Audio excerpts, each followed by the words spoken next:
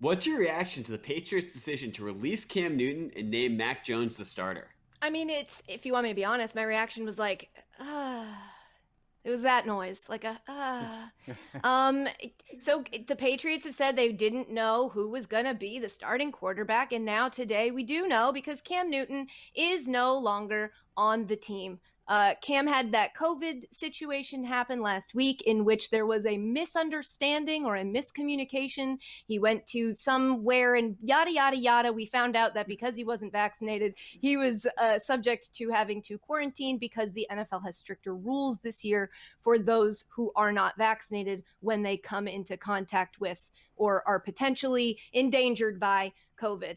And it seems like what was decided by the Patriots was that Mac Jones was going to be the starter, and keeping around a backup quarterback who isn't vaccinated is a high risk for your team, and it's just a constant liability. Because if that position group were to have meetings and the guy who's not your starter somehow infects the guy who is your starter, well, then that would probably be a problem because they're not rescheduling games this year with as much confidence and ease as they tried to last year. The NFL's not working with you if you've got a COVID situation on your team.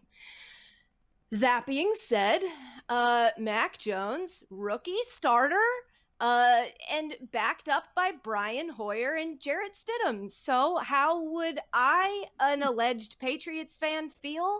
I feel great. And I learned a lesson early in life to not trust a man who had just gotten out of college. But I feel like in this situation, this could, be the exception that proves the rule. So Mac Jones. Who? You sound super confident, Katie. But I will say that to me, it seems pretty simple that this thing came down to the vaccination. And if you buy into the idea that maybe Cam knew he wasn't going to start and wanted out, either way, ultimately, it came down to the vaccination. You mentioned if your unvaccinated backup happens to infect your potential starter, but vice versa, if your starter is infected elsewhere, but your unvaccinated backup has close contact, they're still both out. Like, I mean, this thing just gets completely tricky. And more than ever, I think you look at management of teams, owners of teams, they've all lost so much money behind COVID. I mean, we all can relate to the sacrifices and challenges that it has presented. There's very little room for error, especially in a place like New England. They just don't have the patience. All right, so first of all, I don't think I'm going to say the word vaccinated outside of what I just said in my whole answer. So a little spoiler alert in case you want to stick around. Second, my actual reaction, Katie, was, wow.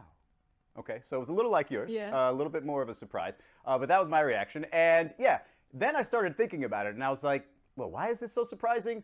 Because, look, if you look at the offense last year with the Patriots, it wasn't exactly great. It wasn't exactly something you feel like Bill Belichick is proud of, right? And then you've got Mac Jones, who has been surprisingly good as a rookie, and Cam Newton, who, while he has been better, than last year anyway, while he has had some training camp, which he didn't really have with the Patriots, he's still, if you put a ceiling on him, maybe a tad better than last year. You know, I know he's well liked in the locker room. It probably wouldn't be a great situation to have him on the bench, so you probably just release him and try to, let him get another chance elsewhere. But this feels like what Bill Belichick wanted the entire time. You know, he's tried with some backups, future, the next Tom Brady, if you will, while Tom was still there. Those guys sort of phased out, didn't really work out. And now you have a guy that seems to be the successor, the perfect guy for you, and can open up that offense a little bit. I'm a little bit concerned with the amount of sacks he took in that last game. I think 4 of them, and without, mobility the way these other young quarterbacks have, then, maybe we'll see that being his downfall. But I think it's a little bit refreshing now. You look at the AFC East also, and I think Josh Allen is the oldest quarterback there, right? Because you've got Tua, you've got